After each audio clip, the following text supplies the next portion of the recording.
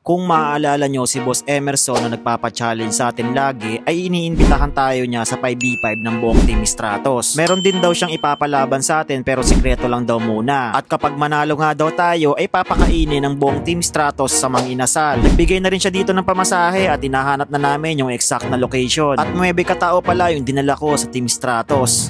First time magko-commute. Eastwood papuntang market. Tama ba to? Tama ba? Ang sabi ko nga sa mga kasama ko mag-grab na lang kaso nire-request nila ng mag-bus. Hanggang dito pa nga naghahanap sila kung saan ba kami bababa mamaya. So ayun, wala pa mga 30 minutes ay nakababa na kami. Maglalakad pa kami ng mga ilang kilometro dito bago kami makasakay ng tricycle. Nagtataka nga ako dito sa kanila akala ko sa Cubao kami pupunta. Sino ba nagsabi ng Cubao? Ano? Sino ba nagsabi ng Cubao? Ikaw! Kulong mo Ba't dito agad tayo? Bilis naman. Maraming salamat nga pala kay Boss Emerson sa mga malulupit na inaantog mo sa amin ngayon. Ngayon na guys, tago muna namin cellphone kasi gusto yung mga holdapan dito. Team Stratos, dadayo ang Team Stratos ngayon sa tabla na court. Kung saan magpapagpag kami ng mga magpapagpag kami ng mga dumi-dumi sa katawan. Kaya tricycle po sa ano? FCL po.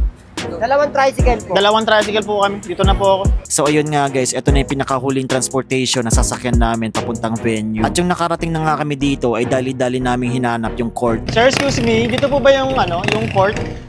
9 to 11 pa naman po. Ay, si Idol Pwede na pala oh. Doon na tulo. Doon pala tulo. Yeah. Kayo nakapag ba dito? Hello po. Galing pa kayo Malabon? Galing pang Malabon. Makailang oras pa biyahe nyo? Kulang-kulang 45 minutes. 45 minutes, grabe. Ito yung pinapalaban sa atin ni Sir Emerson na si Idol Killing TV. Yes. Killing TV po. Baka pwede po natin siya ma-subscribe bago kami maglaban. Yun. Maraming salamat po. Ano bang ang sistema natin mamaya? Bakbakan talaga? Yung ano? Hindi ko lang sure kasi hindi ko pa napipredict yung mga gagawin mo mamaya Ang dami mo lang napanood sa akin. Kasama yung mga baraha mo. Patay na ako doon. Yari na ako. Labo na yun Magsama-sama illusionary at yan, turo-turo moves. Yari na ako doon. Hindi ko na alam yun. Hindi ko na mababantayan yun, Idol. Hindi, wala yung Idol. Basta galingan natin mamaya. Yan. Hintayin lang natin si Boss Emerson. Grabe, mahal pala ng dito. Schedule. 1.7 per hour. So dito nga, sinenyasan na kami ng gwardiya na umakyat na daw kami. Ito pa lang.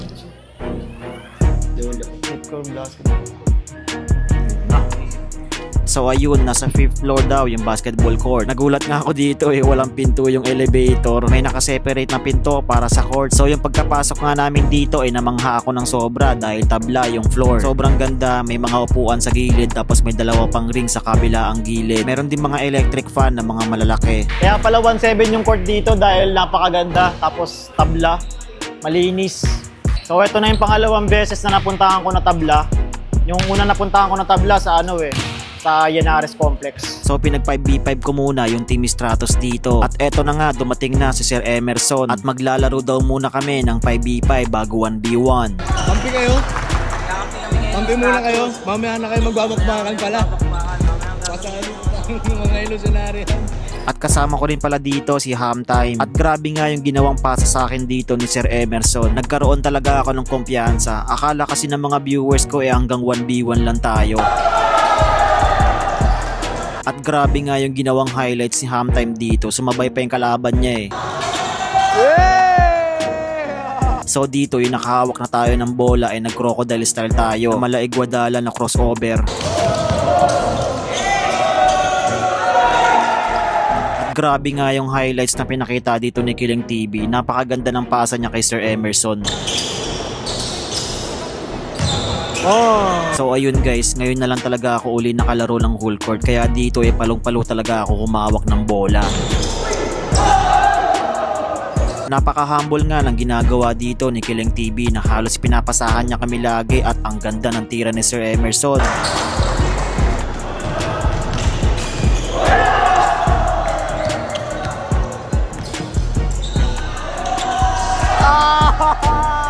At syempre tayo, hindi tayo magpapahuli sa highlights. Gumamit ako dito ng Coke Flow. Grabe nga yung mga ginagawang birada dito ni Sir Emerson, Maladluka Donsik. Basic lang. Siyempre dahil napaka-humble talaga ni Killing TV ay pinaubayan niya sa akin yung bola.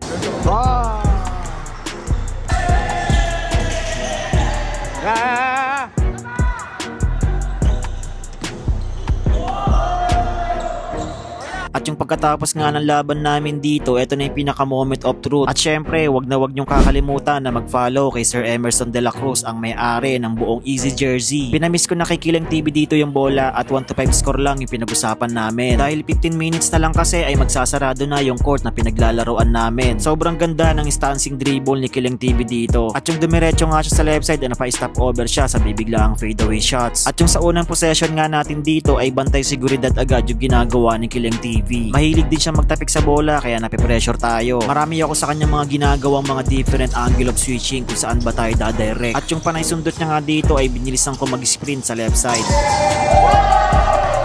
At si Killing TV pala, sa mga hindi nakakakilala sa kanya, ay isa siyang member ng Mobs at nakalaban niya na rin pala si Coach Mobs. Ang magiging kalugihan ko lang talaga dito ay masyado siyang shifty, mahirap hulaan yung ginagawa niyang galaw. Kaya dito ay nakapag-penetrate siya ay hindi na natin napigilan.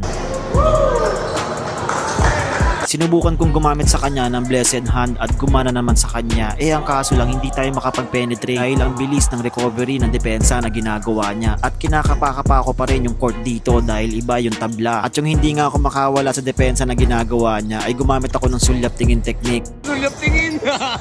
Sobrang ganda talaga ng rhythm and dribble na ginagawa niya. Talagang kapag nalingap ka dito ay may iwanan ka sa kanya. At kung mapapansin nyo nga yung speed niya dito na halos talaga hindi talaga tayo nakakasabay sa kanya. Fadeaway pull up pa rin yung ginawa niya dito at sumabay tayo. At eto na nga yung mga pagkakataon na napagamit tayo ng Spider-Man moves. Pero hindi basta-basta makapag-penetrate sa kanya. At yung dumiretso nga ako dito sa kaliwa ay pumeke tayo at hindi lang talaga pumasok. Medyo double time na talaga yung ginagawa namin dito na halos bawat possession namin ay nagmamadali talaga kami. Dahil malapit na nga rin kami maputulan ng ilaw kaya dito ay nag-step back pull-up jumper si Idol at grabe. So hinahapo na rin ako sa mga pagkakataon na to. Kaya yung naapiran ko siya dito ay nalingap tayo dahil yung isang kamay yung pinantapik niya sa bola, grabe. Medyo maigpit na yung mga bantayan na ginagawa ko sa kanya dito at gumagamit din siya ng bouncing ball. Pero sunod pa rin naman ako sa mga depensa na mga ginagawa ko sa kanya pero nag-pull up jumper siya dito, grabe, pumasok pa, sayang. So eto na talaga yung mga pagkakataon na kailangan na talaga natin umi-score kaya dito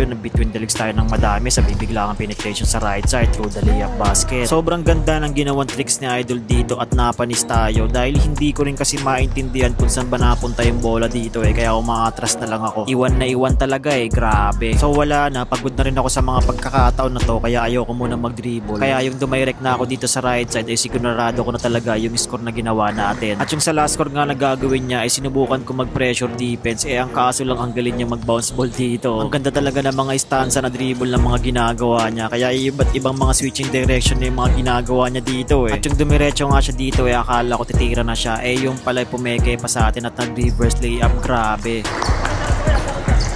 Maraming salamat po kay Stratos TV, pinawalakan niya tayo. Shoutout po pala sa team boss ni Nature Spring, sa asawa ko, sa anak ko at sa pamilyang Reyes. Pamilyang Doliente. Maraming salamat po sa mga sumusuporta sa akin. Shoutout po sa inyong lahat. God bless. Solid, nice game, brother. At syempre maraming salamat po kay Boss Emerson na nag-set up ng laban na ito. Baka maaari follow nyo rin ang kanyang page. Maraming salamat po. Maraming salamat po sir. So binigyan tayo ni sir. Maraming salamat po sir. 1,000 pala yung binigyan niya. Salamat po. Thank you sir, maraming salamat po. Makain na lang po kami sa labas. Next time ulit po. Maraming salamat po. Thank you po. Boss, ingat. Ingat po ate. Boss, maraming salamat po.